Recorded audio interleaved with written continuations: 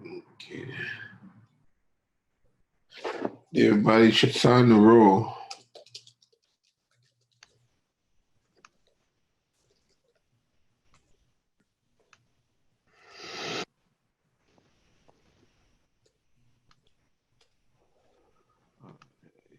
Sign the roll. A few more minutes for everybody.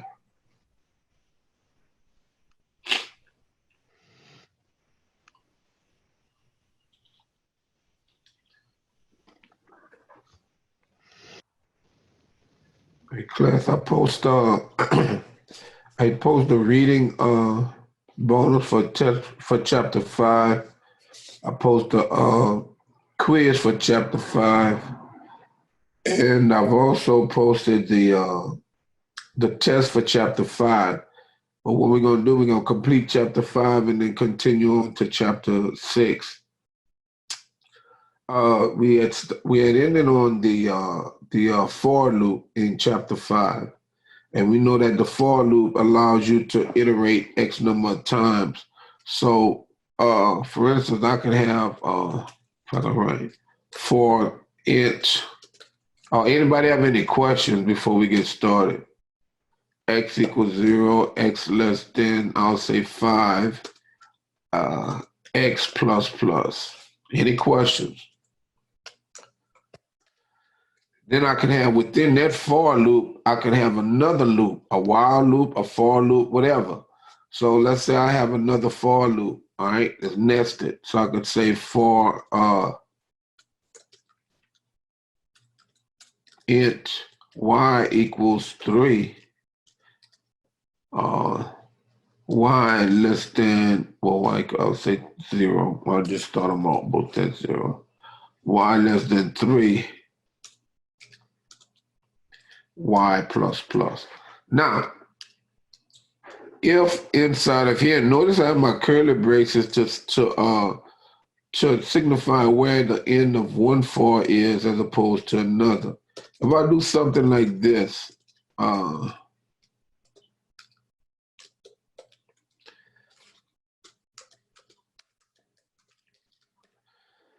looking at this for loop out here performs how many times? 5 times, correct? 0, 1, 2, 3, 4 kicks out at 5. But within this for loop, we saying we want to perform this loop 3 times. So what happens is, for every 1 time we perform this outer loop, we're going to perform this nested loop 3 times. So what happens is it's going to say, when X is 0, Y goes 0, 1, 2. When X is 1, Y start back again, 0, 1, 2. When X is 2, Y goes 0, 1, 2. When X is 3, Y goes 0, 1, 2. When X is 4, Y goes 0, 1, 2. So what happens is that you perform this 3 times, but then what? Every 5 times you're performing this 3 times. So that's simply saying we output BRCC 5 times 3, which is 15, all right? So, and if we do this, if we run this program, and hopefully I have all my errors out, when we run it, we will see, well, we should see, my server, Control A, Control C, stop it. What's going on with the network, internet?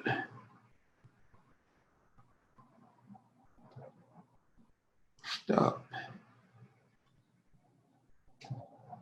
Let me open up another one. All right, change the language to C++. And let's try running it again.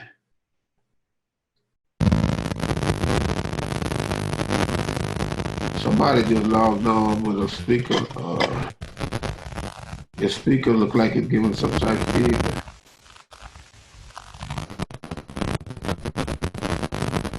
Hello, somebody just logged in with some feedback.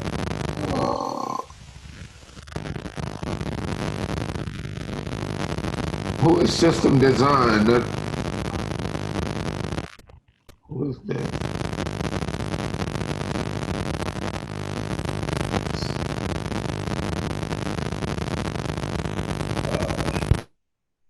All right. Oh.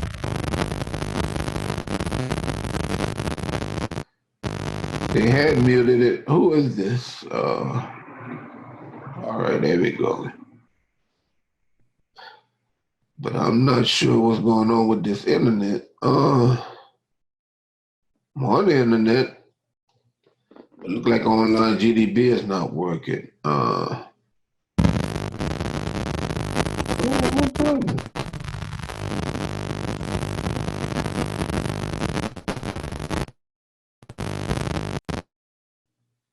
Is that me?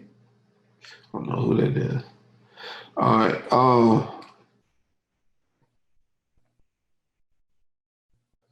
Trying to get this online GDB going.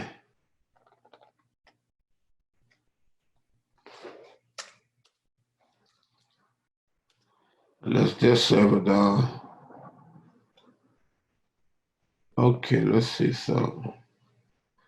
C++ is the language, Control V. All right, for that, okay. Y++, okay. Run it.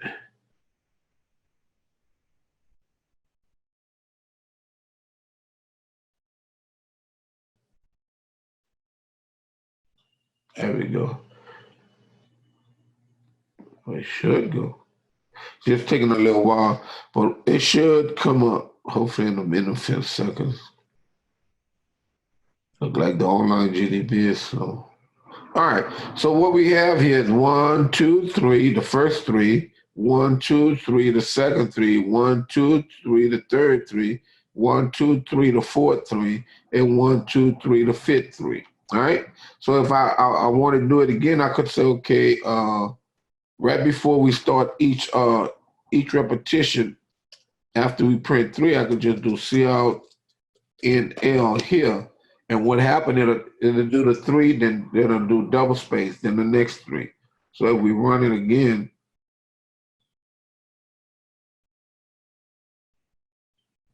it shouldn't be that slow. Why?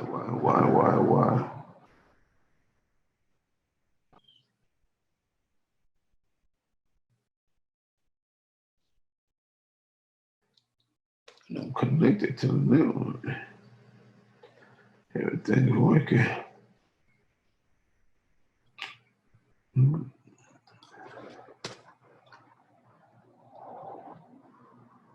All right, okay. So we go here, Control V, and then I'll do CL.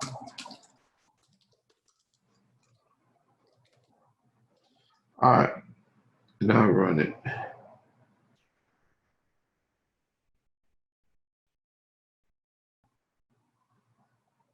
Hopefully giving it time. Nope. Oh, something's going on with online GDB this morning. So, but you saw the first time where it printed 15 different times, and that's your nested loop. All right. So, what it's doing now is trying to start over. All right, that's your nested loop. We won't worry about it because we saw it the first time. So let's go back and look at our notes. All right. So for what happens is what they're doing, they're showing you like a time, a clock, and the clock have seconds have to go from 0 to 60, minutes go to 0 to 60, then hours 1 to 12. So what happens is as the minute hand goes 60 times, or you fall in a loop, and that loop will perform from 1 to 12. And then when you fall in the loop, then the minute hand has to go from 0 to 59. and then the second hand has to go from 0 to 59. So what happens as you fall in that loop for the first hour, then you fall in the loop for the first minute. You go to the 60, the seconds from 0 to 59 is a minute. When you fall out of those the seconds loop, then that's 1 minute. Then you go back into that minute loop, and then it goes back into the seconds loop, and then it does it again, and then that's the second minute, and on until it gets to 59 minutes, and then it'll kick out of the minutes loop, which would gives you that 1 hour, and then it goes to the next hour. So that's some of what they're trying to show you here with a loop that actually counts. Well, they did the 24 hours, not the 12 hours. Okay, from 0 to less than 24. And so what happens, like I say, you fall into the first hour, which is the 0 hour, if you're dealing in military time, and then you go from the 0 minute to which goes to 1, to from 0 to 59, and then the seconds from 0 to 59. So they just showing you got a for loop as the outer one, which is hours. Then you got a nested loop for minutes. Then you got a nested loop for seconds. All right. So you got a loop within a loop within a loop. All right. Nested. And you can have different levels of nested loops. You can even have a while loop within those for loops and whatnot. All right. But when you have a while loop, normally you have to declare variable outside, and because you don't want to declare variable in here and then come back in here and it's declared, you got to set it back to 0. So the for loops would be a whole lot better. But you can use while loops also. All right. So that's what they was talking about with nested loops. All right. And you could create nested loops for anything. And I think one of my assignments was for you to type in the student name, you fall in a loop, type in the student name. Then you fall in another loop and type in 3 scores.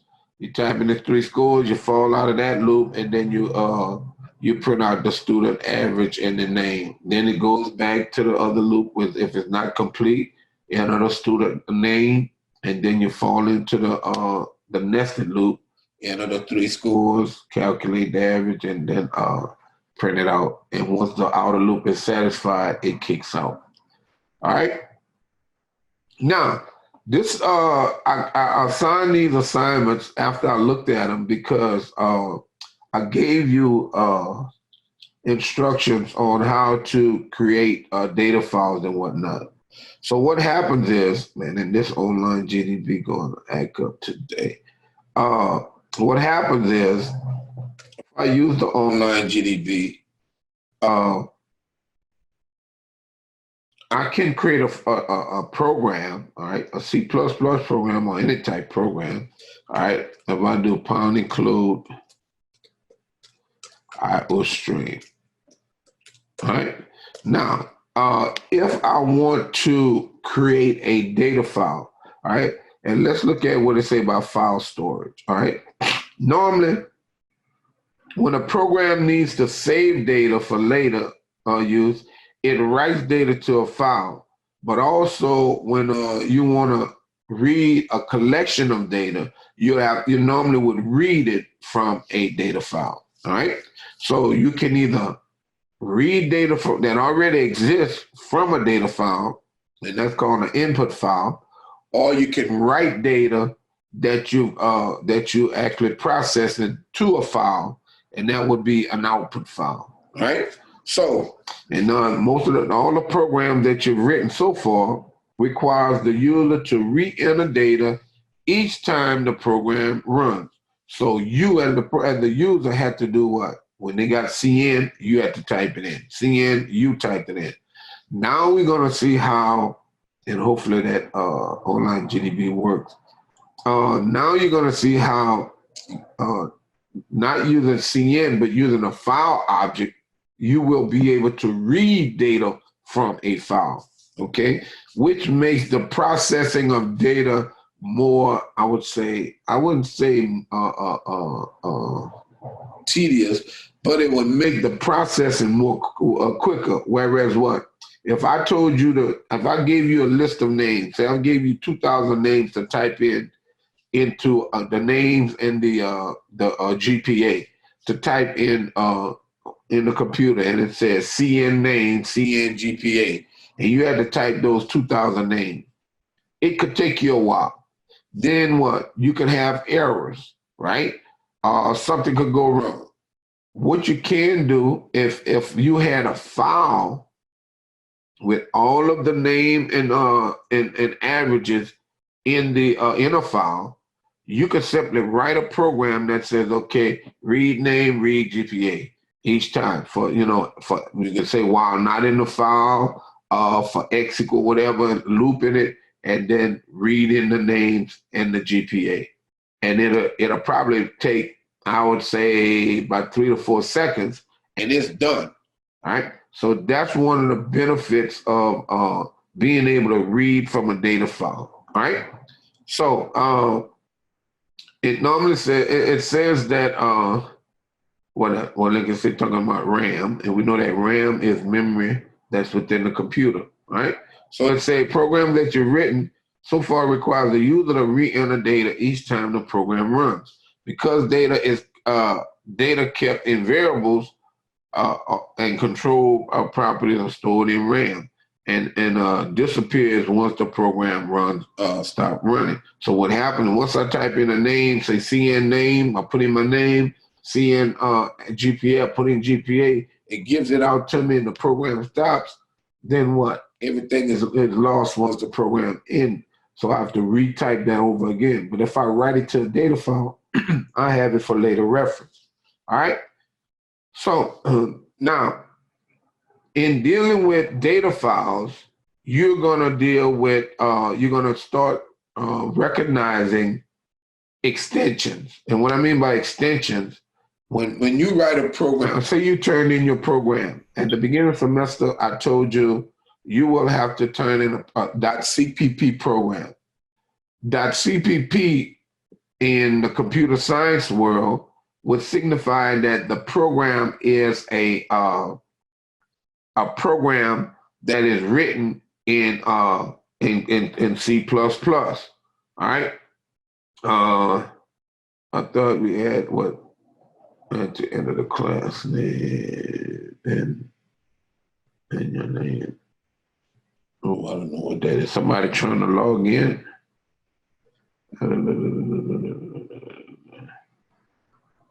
Oh, somebody talking to. All right. So it's the class ID. All right. So we know that what in Word normally what extension is DOC or DOCX. Image files, you can have a various extensions on image file. Image files could be .jpg, .bmp, .tif, .gif, GIF files. So you have different extensions to know how that file was created.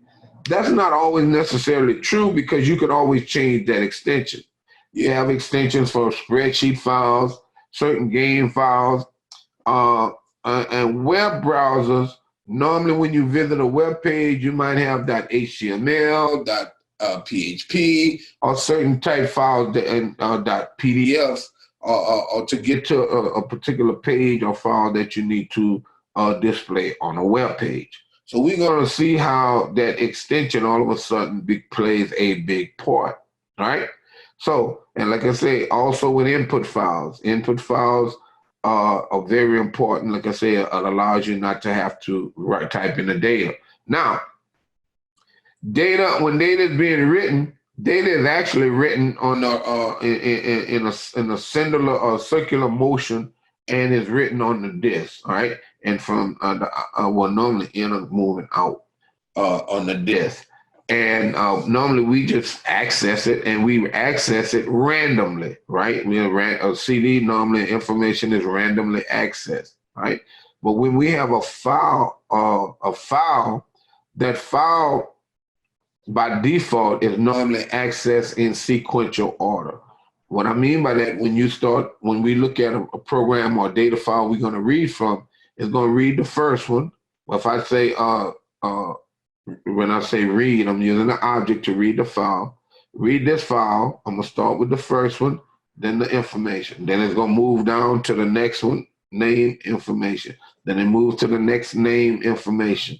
So it have to go one at a time in sequential order to read it. All right. So we'll look at that in a little while. Now, in order for me to use a file in my program, I have to open it. And it's just like when you use a file in Microsoft Word.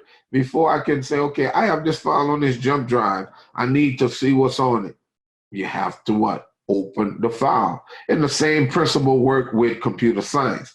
You have to open the file before you have access to read it. Because what? Sometimes they might have restrictions on a file that you're trying to read, and then it might flag you to where, hey, you don't have access. Or sometimes you might have what? Read only access, where you read from it, then you try to write to it, and it say, oh, violation, you can't write to this file at this time. All right. Now, so when you use a file, number one, you open it, and normally after you open a file, you want to process the data. Once you process the data, the process could be just printing it out. Process could be rearranging it in alphabetical order, high to low, low to high, or it could be calculating some value where you might read in the name, and you might read in hours worked and pay rate to calculate the regular pay, and then print all that out.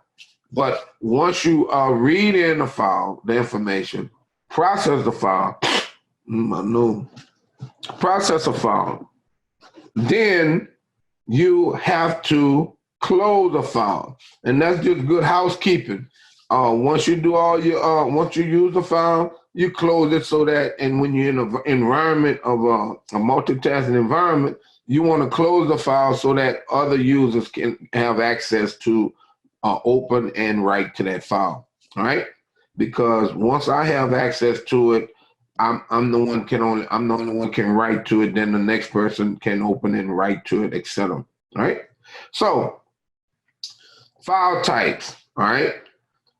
There's generally two types of files: text and binary. We will normally basically deal with text files, and we know that text files, you have what? Your actual characters that you can type from the keyboard. That's normally your text files. But then we know binary is what? Zeros and ones, right? So you can have a file or two different files with the exact same information. One is in text format and the other in binary. Text format gonna have all of the different characters that you type. The binary format will have all zeros and ones, but the system will know how to grab that data and give it back to you. All right? No difference. All right. So that's the binary file and the text files. All right. File access methods. All right. Generate two types: sequential and random. Remember, I just told you sequential access means what? I'm gonna access one record at a time. It's kind of like looking at a CD tape, a cassette tape, as opposed to a CD, a music CD with music on it. A cassette tape with music on it. If I'm at the very first song and I want to listen to the seventh song on that side, I have to fast forward through all of the songs to get to the song that I want. But we know that with a CD, I can be playing the first song, and then I can randomly select or randomly play any other song on that track without having to fast forward through any of the other songs. I can skip or jump to that specific song.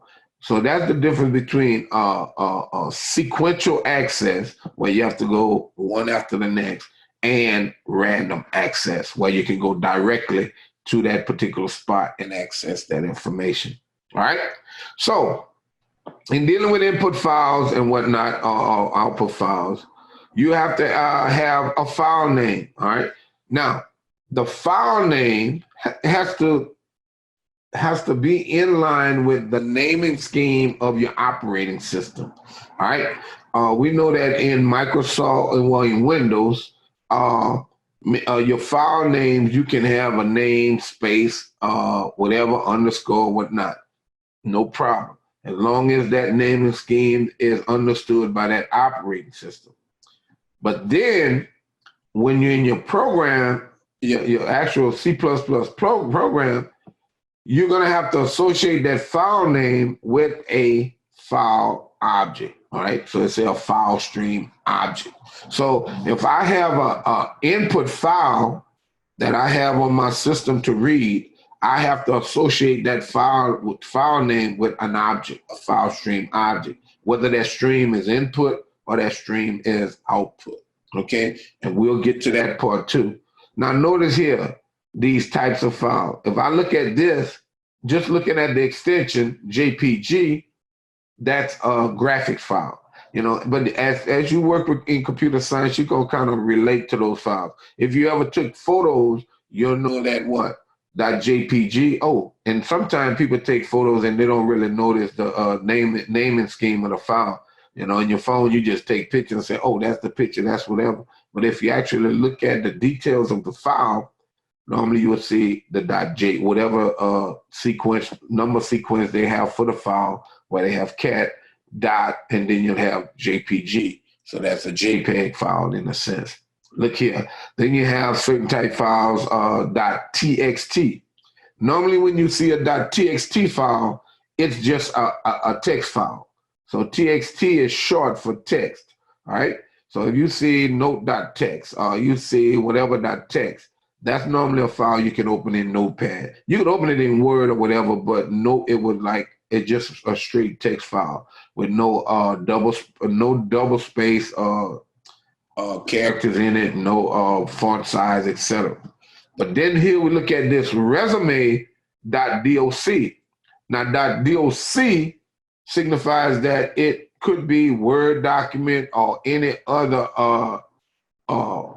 word processing application, right? Not necessarily Word, but Windows are normally associated with Microsoft Word if you have that application loaded on your computer. So DOC, short for document. So those are some of the key things you're going to start learning once you're working with computers a lot, right?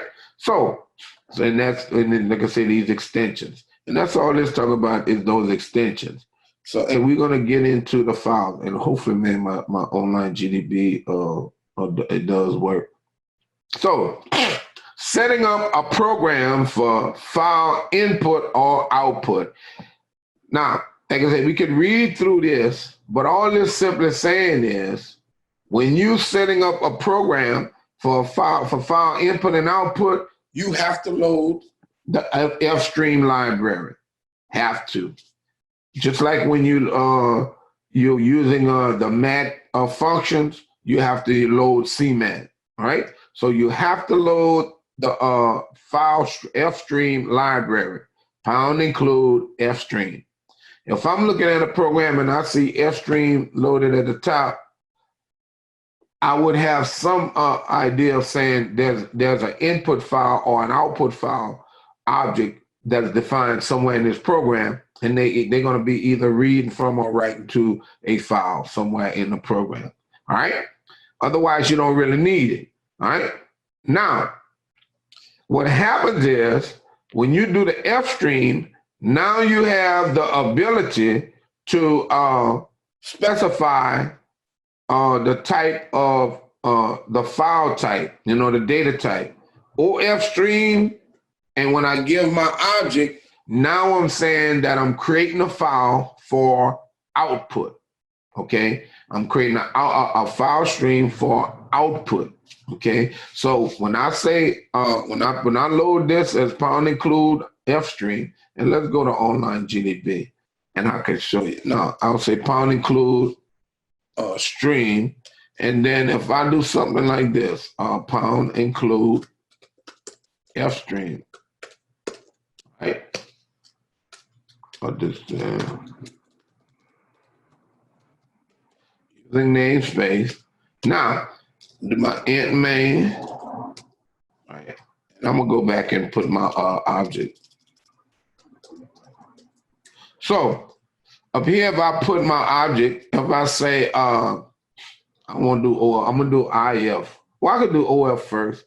If I do off stream, all right, OF stream, right, and I'll say out data, all right, and I'll use my argument list. Now, what I'm saying here, looking at this, I have F stream. So now I'm going to be either reading from a data file or writing to a data file.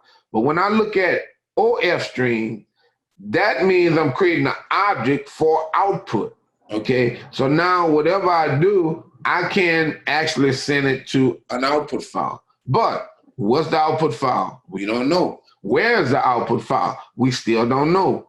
We have to do something for that. Okay. So now what I can do here is say out data, and I did this wrong. That's just the name as the object. All right, out data, right? And then I'll say dot open, because what?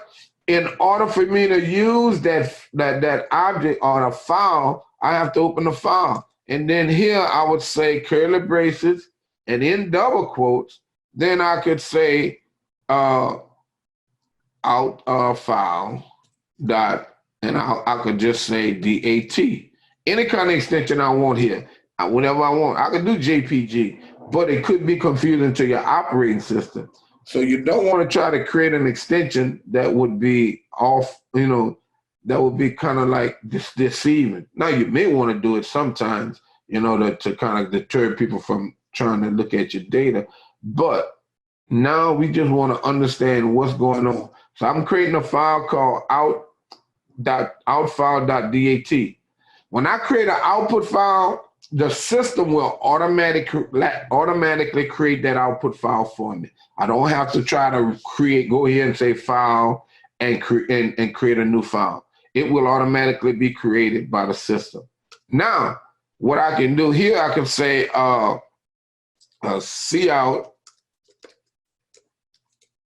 enter your name, all right?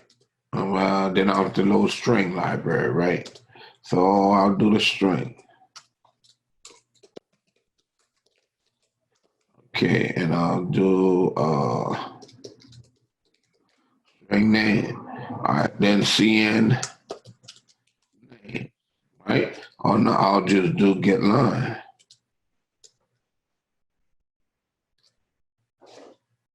What's going on here?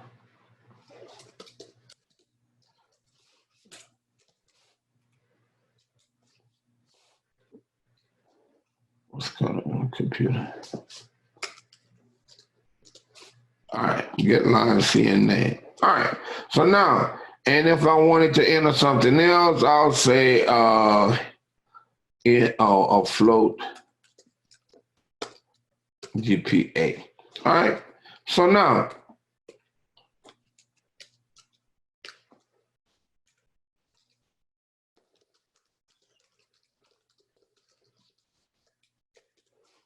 enter your GPA, and I'm forgetting my semicolon. Anybody with any questions? All right, put my semicolons and then CN GPA. Now, when I want to output the data, I could do cout, but being that I've got an output file object, all right, called what? Out data. Anytime I want to write to my output file called what? Outfile.dat, all I need to do is say out data, and then what? Just like I'm doing cout, out data name, all right? Or I could do out data double quote, and then a name space, and then name, all right? Then I can, what else? I'll do /t. I could do, and I'll just say /t, and then I'll do GPA, and then GPA, all right, and inline. So what'll happen is I'm gonna read in from the keyboard my name and then my GPA. And then I'm gonna output where? To my output file, name, whatever the name was in it, GPA, and whatever the GPA was in, and new line. So now, good housekeeping, what you do, you need to close the file that you're using. So I would do out data, which is the file object, just like I did out data.open. Now I need to do out data.close and semicolon. And now I've closed the file and released it back to whoever need to use it from this within this program. All right, so now hopefully it'll run. Let me copy this, man. I'll copy this. All right, so hopefully it'll run. All right, let's run it. Okay, all right, at least it ran. I got an error. I bet you I need a semicolon somewhere. Where's the CO? Let's see, where's the error? Oh yeah, I need my semicolon after my object. So here, let's run it. So it says enter your name. All right, we can enter a name or two names or a double name with a space in it or whatever, because we did CN get. Get line. So I'll say, okay, David. All right, hit enter. GPA, I'll say 3.33, hit enter. Now, notice what happens, though, class. I'm looking at this. This is my program, all right? I don't have any output here. My output went to what? A file called what? OUTFILE dot DAT. OUTFILE dot DAT. Click on it and look, name, the name is David. Then it tabbed, and it's like, it got like every 5 position. GPA, and then the GPA. So see, that file was automatically created, and that information was put in that file, right? It didn't prompt it to the screen, but now I could prompt it to the screen by simply going back here and taking this off and saying C out. Now, if I do that, what I'm gonna do, I'm gonna delete this file here. This output file. If I could get to it. All right, so I'm gonna delete that output file. So now I just got my main .cpp. If I run it this time, and looking at the bottom, I'll put David, and then I'll put 3.33. And where my information output it at? It output it on the screen. Now, it still created the out data file because what? In my main, I told it I created this out data. When I did this, I opened it. So open it creates it. But what? Nothing was written to it, okay? Because I never did any out data commands, right? So anytime I want to send something to that data file, I would use out data. And look, out data. And I could even do out data, like if I do this, I say out data. Okay. All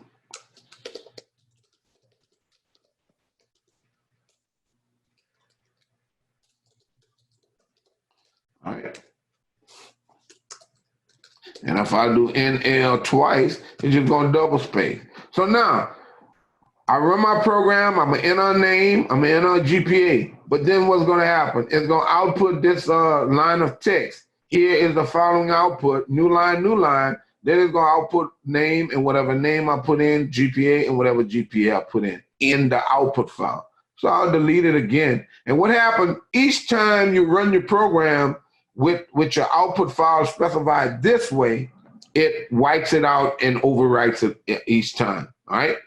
But there are ways, and like I say, you'll learn that in 194, how you can append a file. Whereas what? Every time I run it, it just keep adding my output, I will add to the end of my file, all right? So let's run this file again, all right? So I run it, and I'll say David, All right, and I'll say 3.33 and hit enter. And notice, this is my output file. See, this is the CPP. Nothing was outputted here. Everything went to out data, out data. But then we look at out data. Here's the following output. New line, right here, new line, it went here. And then the name, GPA, GPA. So see how you can write code and have data stored somewhere where you can reference it later. Whereas once I close this screen here out, my data is gone. But I could always what? Save this file and go back and reference it at a later date, all right, or time, all right? Now, that's an output file. Just like we can create an output file or object for output, I could create an object for input, right? So let's do this. What I'll do is, and I think you had an assignment to do that. What I'm gonna do, I'm gonna delete this, all right? I'll delete this file because it's gonna and I don't want to confuse you. All right, so now what we're gonna do, we're gonna take this program. We already have our Filestream library load. We have Filestream object, that means the output file. But if we want to read data from a data file, we got to do an Ifstream. Now, this saying we want to read data from some file that we have. So I could give it a file name and say indata, all right? So that's going to be my input object. Now, what the command we use to input data into a program from the keyboard, we use cin.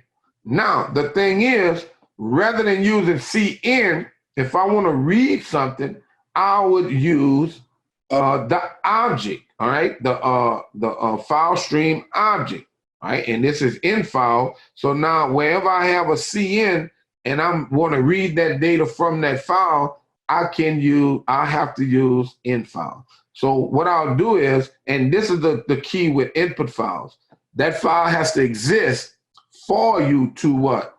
Retrieve the data, all right? If the file doesn't exist, your program is going to give you an error, all right? Now, and the key is the file name must match. Now, we know that in Windows, we could create a file name with all uppercase, and we could write it and reference it with all lowercase. When you're on a Linux or Unix system, the characters are unique in that an uppercase letter and a lowercase letter are two different letters.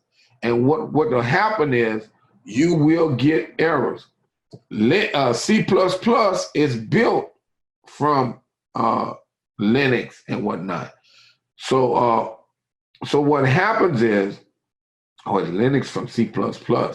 And what happens is when I create a variable in C++ and I use an uppercase, I have to use that uppercase because capital I, then lowercase ndata is different from lowercase indata. So it makes a difference. So you got to be aware and you got to know what operating systems you're using. The best thing to do is always think everything is unique and your program will run no matter what platform that it's on. All right. So now what we're going to do is we got indata, and what we're going to do, let's create our file.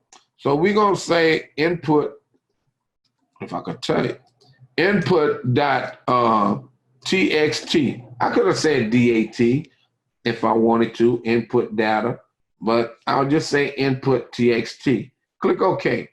Now, I'll say, okay, name, well, if I could type name, Tim, and I'll say 2.38. I'll say bill, 3.92. And notice what happened, because we reading it name and what? GPA, name and GPA. So my data has to be consistent. If I just put Tim and no GPA here, just a space, then read bill and then read GPA, what'll happen is it'll read Tim, Tim, and then it'll try to read bill for the GPA. So you have to have your data matching. And if it's nothing, just put the 0.00.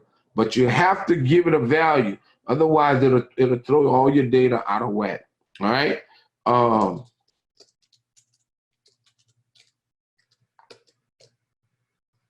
All right, let's see.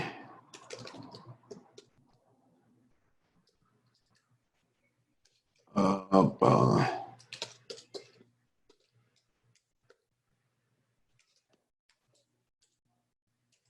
just put on 2.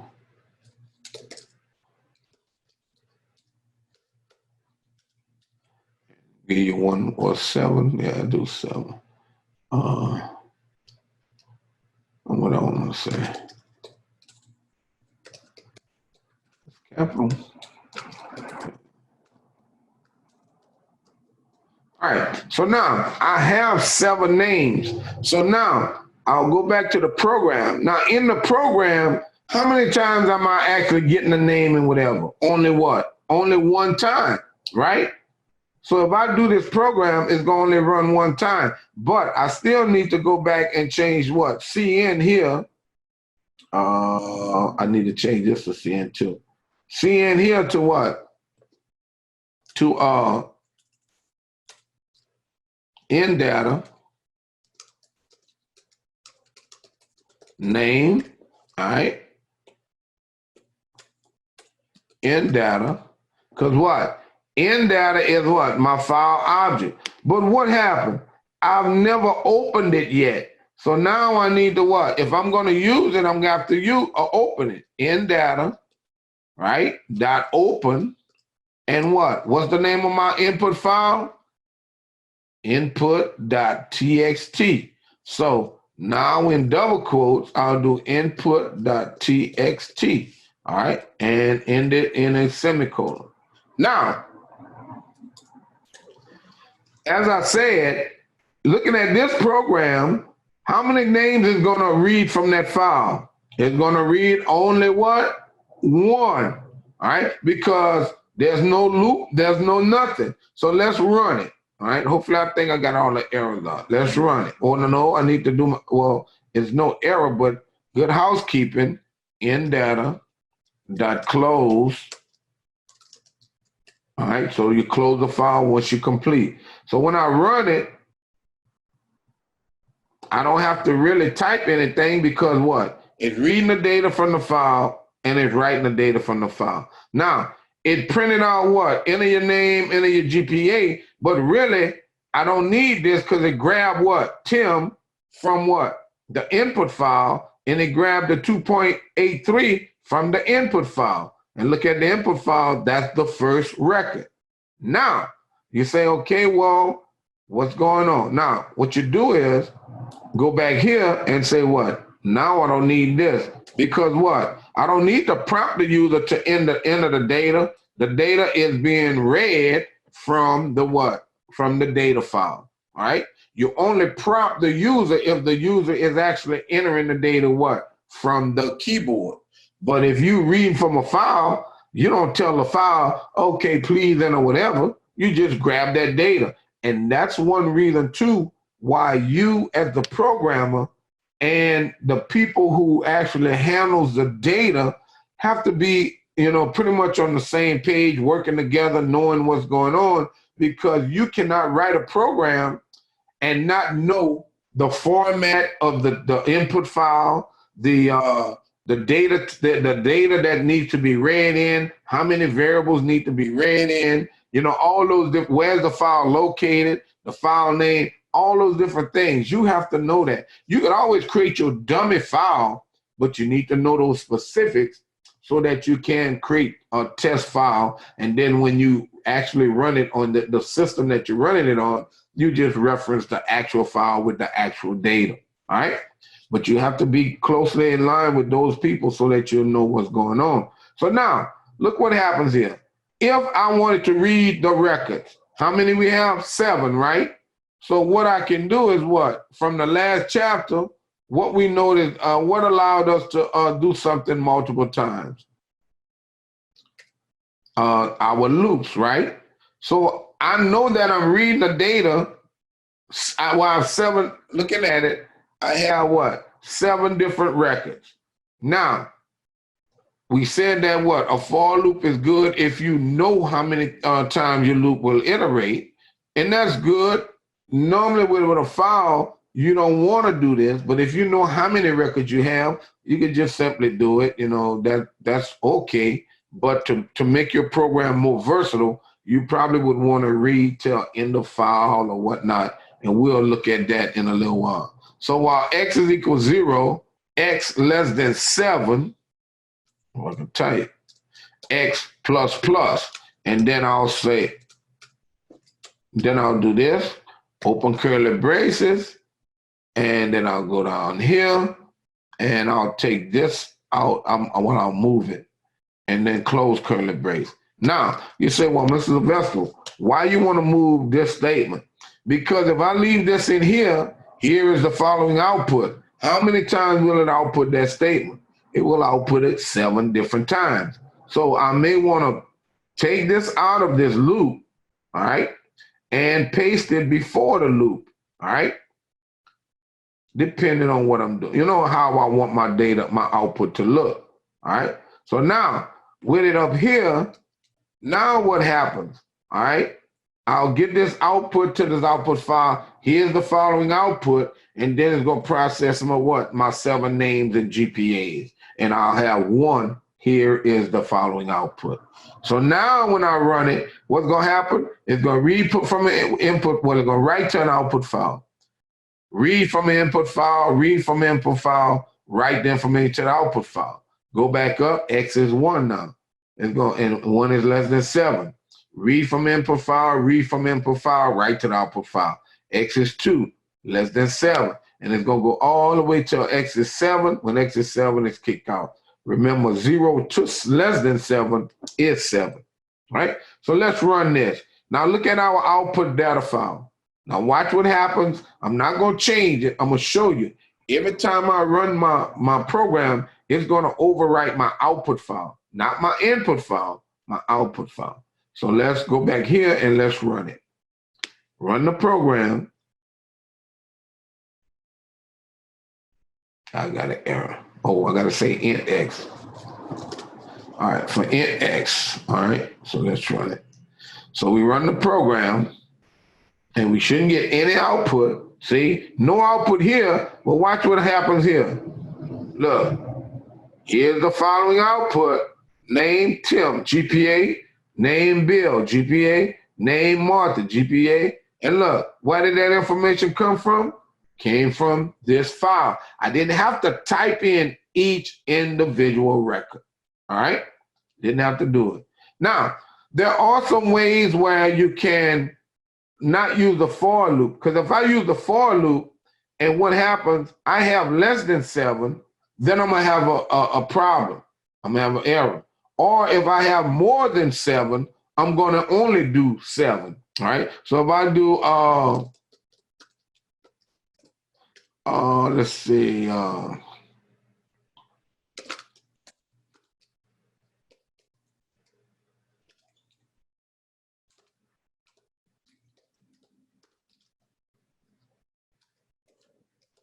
right, so I got 10 records in my input file. But in my program, how many times I'm looping? 7 times. So what's going to happen? It's going to read the first, second, third, fourth, fifth, sixth, seventh, and kick out.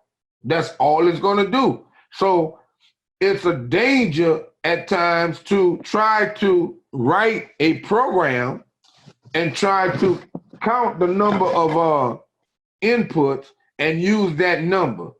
It's a safer bet to say, okay, I want to read until the end of the file. So normally, well, let's run this and see. So what I'm gonna do, I'm gonna clear out my data file. I'm gonna delete it, all right? So you can see, I'm gonna delete this. All right, yes. So now it's not there. So when I run my program, when I go here and I run it, I got 10 records, right? But okay, still running.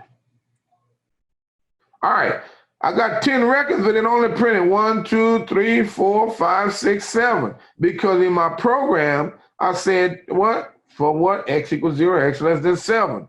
At the beginning, I had 7 records. Now I have more. Just think of it like this. You're working at a company, and you got a file, and you looking through that file, you might have 10,000 records. All right. The next time you get that same file from that same company, like say a day later, those records could increase, double, it could double or whatever. Now, if you try to run it based on the code you've written to just say, okay, do it 1,000 times, you will not process the remainder of those records. And if the records are less, then you will get an error because you're trying to read data that's not there, and it say in the file encounter, whatever. So normally what you could do is use a while, all right? And I could say something like while in data, all right? So if I do this, while in data, that's saying what? While in data, the Boolean value, it is not 0. So if it exists, it's either a 1 or anything other than a 0, and it's going to continue to perform this until it ends. So if we run it now,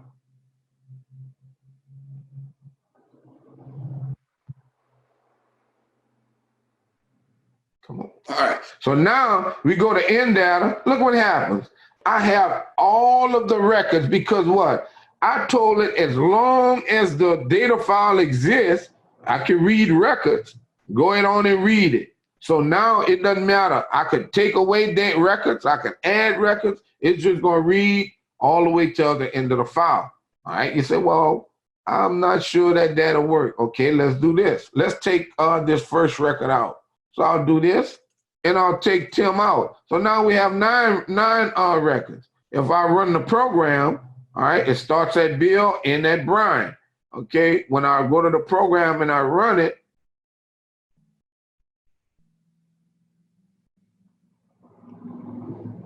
and go to out data, see, start at Bill, I printed Brian twice. I know the reason why that happened, because I didn't hit an enter. What happened, my inner file marker was here. So when it read the last one, it gave an error. So if I run it again, all right, and I go to out data, no, it's still print the Brian twice. What? Well, in the file, and I fixed that error before. What is the problem? It's reading this one. Reading. It exists. Is it? Oh, it doesn't exist. Read this. Then when it reads this, it stops. It should stop. That's supposed to fix the problem, but it's not. And it won't work. It's still doing Brian twice. All right. So in that case, then I'd have to reverse it. I'm after this. Oh, I can do it this. That's gonna still do the thing. That's still gonna give me the same results.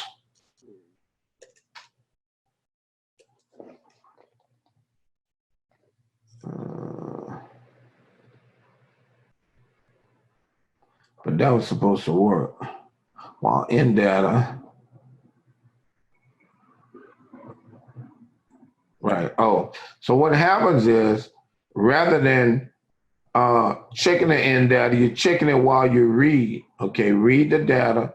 While in data, get this. All right, and you're not checking the in data, then read. Checking in data, then read. Checking in data, then read. So that was the issue with this one. I put it all within this while here. But you see how, like I said, I took out I took out Tim, and the records just automatically just read from the beginning to the end and stopped. And then there's somewhere in the file, there's many different ways you can do it. So let's go back to the notes, all right? Like I say, we have what? An input file object. here. Input file object, ifstream in data. Output file object, out data. Then we have our what? Library reloaded fstream. But then what? We have to open our output file object, which in our output file name was outfile.dat. We have to do an open on our out file on in file object, and the input file is input.txt. All right. And then once we read, when we read the data, we read into the in from the in data object, all right, which knows that the file is associated with it. When we writing out the data, we writing using the out file object, and it knows the file to write to. And then what? Once we complete the processing of our data using our files, we must close out both of the files. All right. So that's the principle of it. All right. So let's go back to our notes, and basically our notes going to tell us basically what we went through. All right. File objects and opening a file. We did this. ifstream. Our object here is what? Input capital F ILE. Right? So our ifstream or input stream is input file. Then we had to do what? Open the input file or the file name that's associated with the input file object, and we associated that name with what? That object with customers.txt. Now, the thing is, it can get interesting because you can have more than one input file object. You can have another file object that reads maybe sales. So this file object reading customers and another file object reading sales. Whereas if you have a list of sales for a particular customer, you can go and read that information into from that file too. So like I said, you don't just have to have one file object, just like you don't have to have one variable name of int. You can have multiple ifstream objects. All right.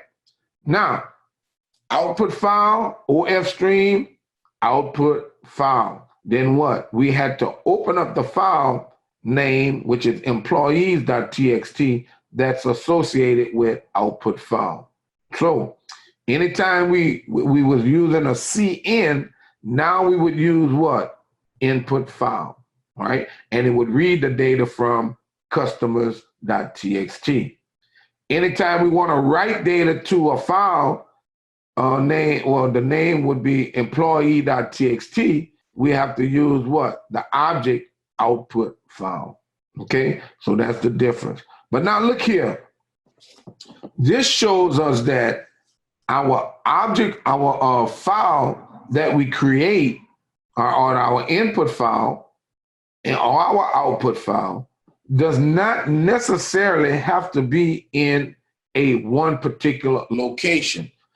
If you know anything about file structures, many times what? You can go C:\\, whatever, to get to a particular directory or folder and then to a particular file. Same instance here. What happening is, in this program, the file inventory.txt, because this is the file that they opening, is not located maybe in a default location where the compiler can read it, but they have to go to what? In double quotes, C:\, and notice they have two what? Two backslashes. Remember the escape sequence? \\\, twice yields what? One backslash. So you're doing C:\, \data, \inventory.txt, which takes you to the location to find inventory.txt. This file must be in this folder called data in order for your program to work. If it's not, you'll get errors. All right. And even writing the file, you can have your output file specified to be written to a particular location on your computer, on your jump drive, or wherever you want it to be written to. All right. But they're showing you how it's done. All right. Because if you try to use it this way, it's going to give you errors in the double quotes, because one backslash, you're going to look at D, it's going to say backslash D is not an escape sequence. Backslash I is not an escape sequence. All right.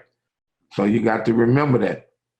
Now, and it's showing here ifstream customer.txt. Here it's saying, okay, it must be in the default location. I don't need to put any pad to it. Here, OFstream out file employees, it must be in that default location, or it's going to be written to that default location. I know where it is. I'll be able to go to it and look at it once my program is complete.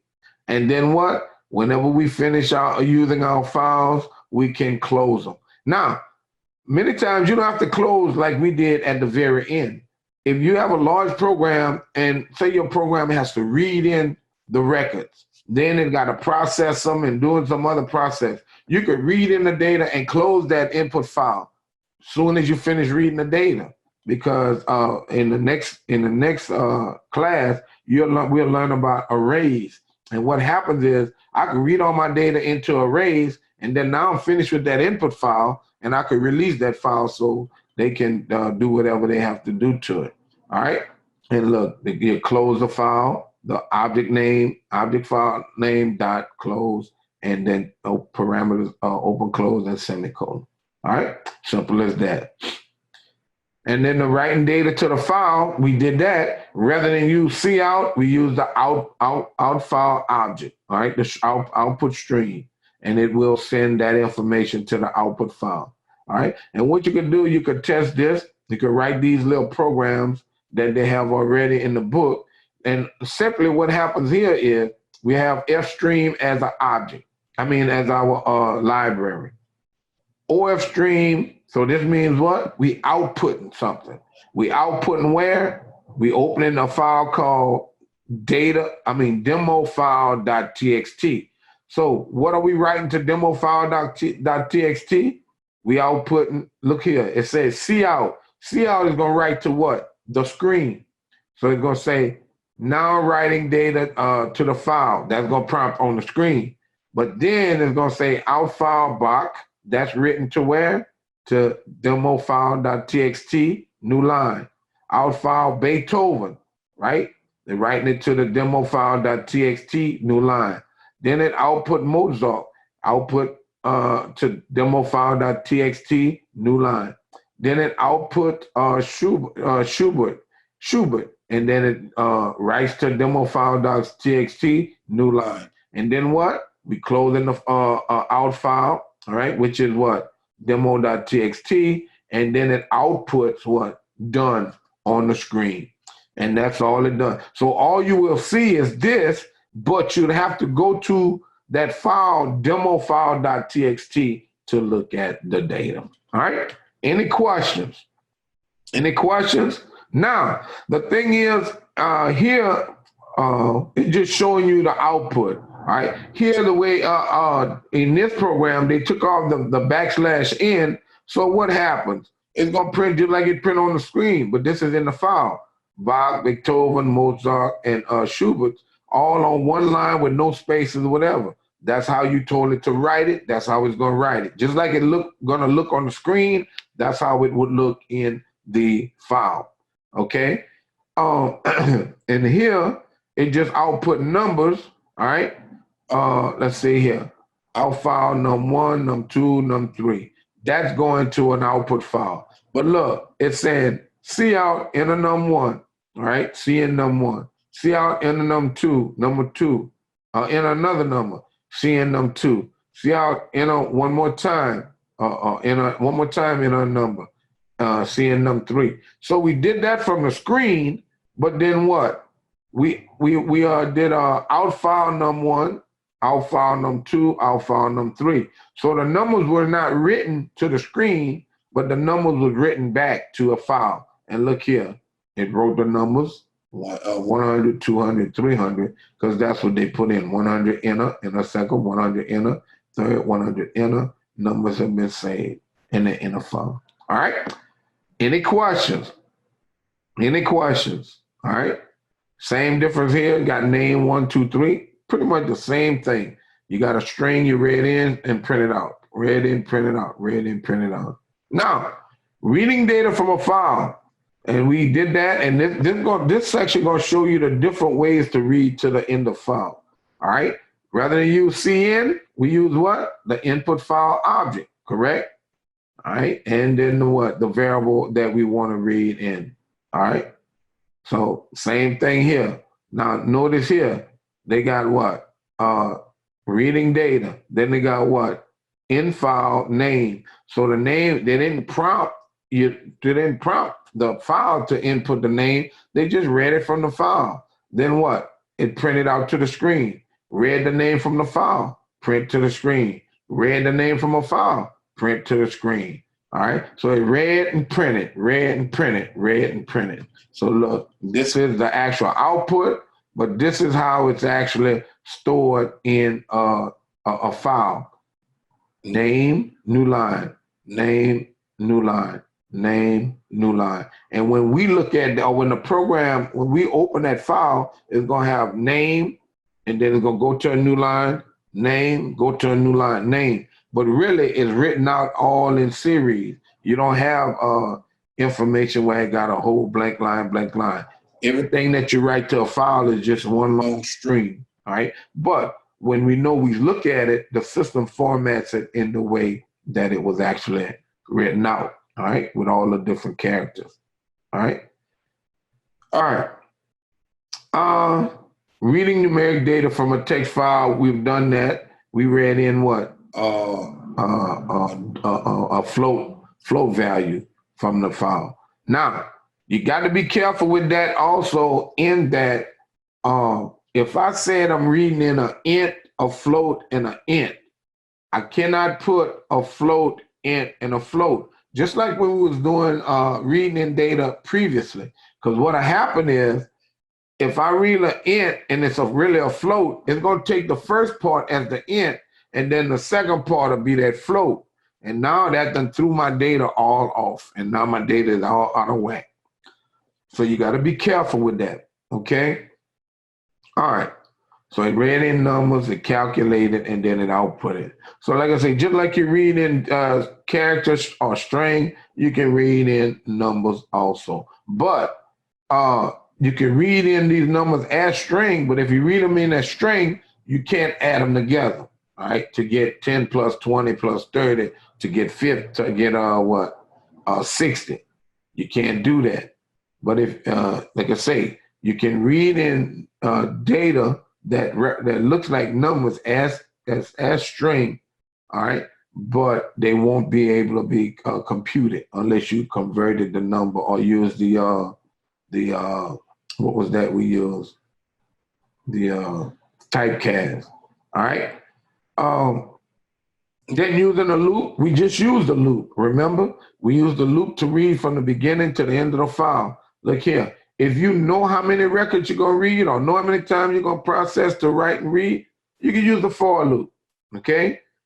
But, all right, many times, and if you wanna get proficient, you would probably wanna read till the end of the file, okay? That would be the best way to do it, read till the end of the file. Because every file that you get and that you're gonna be reading from will not have a specific number that you're gonna know of, all right?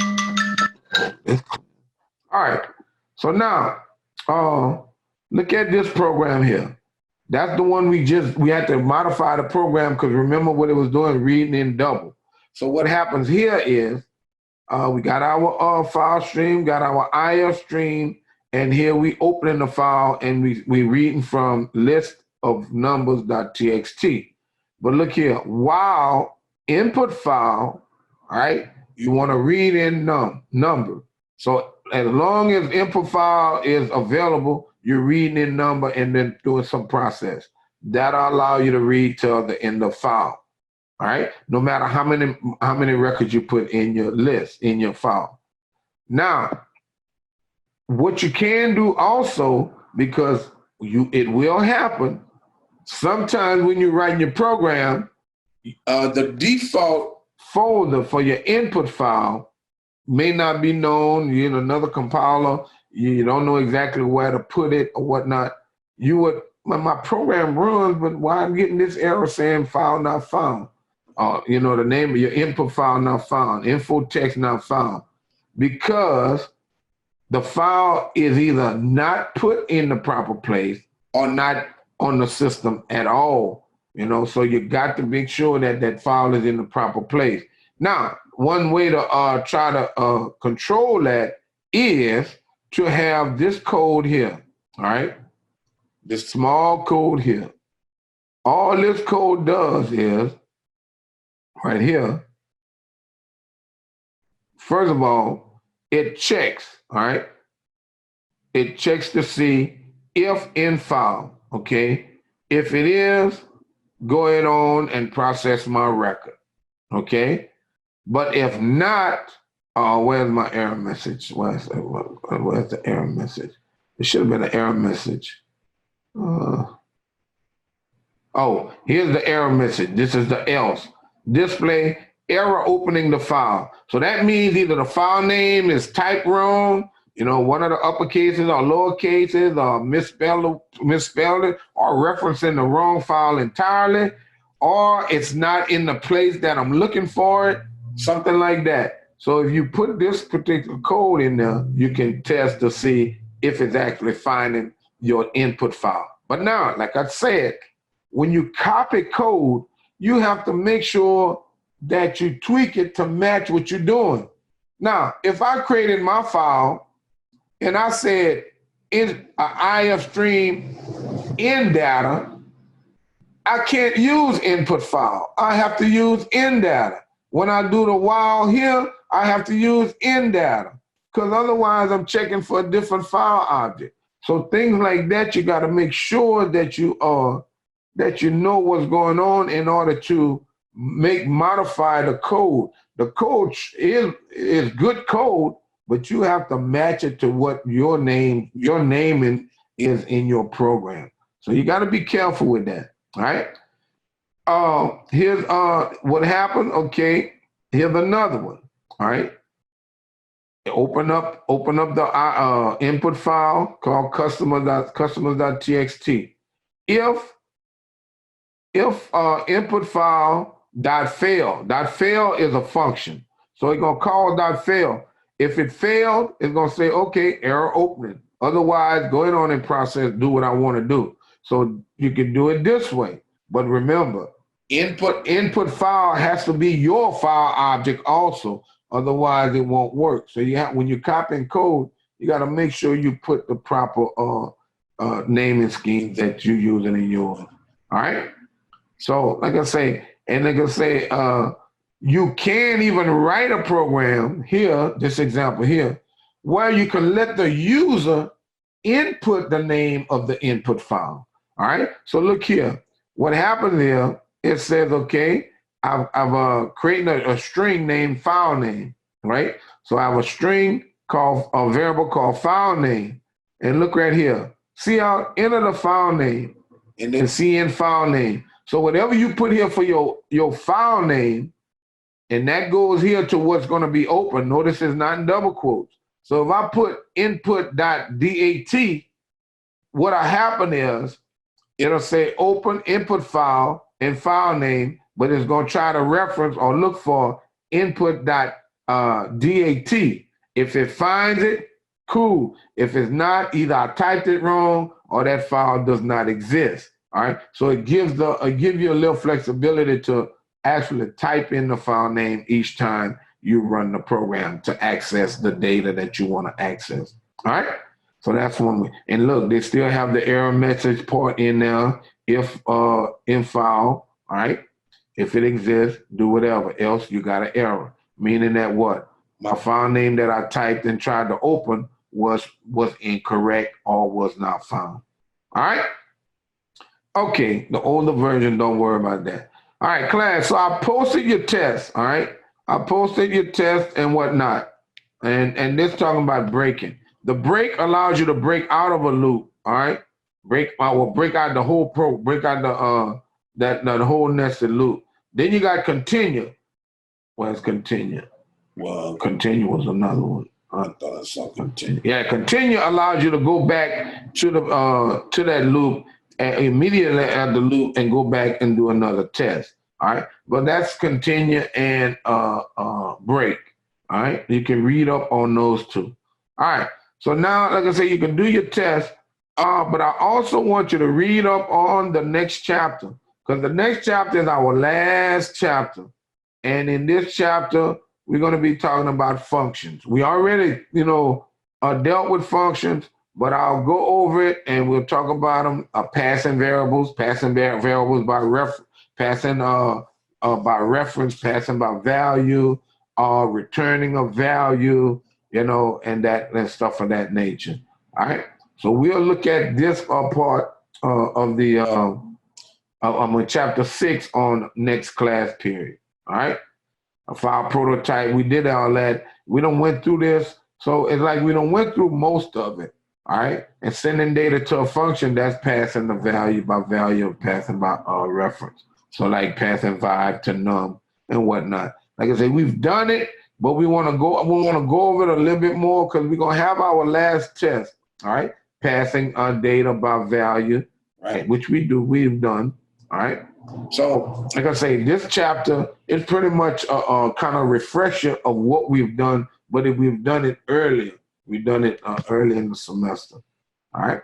So, anybody have any questions? All right. Return value. If no questions, then like I say, the test at 12 o'clock will be available. Quizzes, the read chapter quiz, and the chapter quiz are available, and also the test. All right. All right. Any questions? Any questions? All right. So we'll start with chapter 6 on next class period. Everybody understood the programs that I gave. The 5, 2, and 3.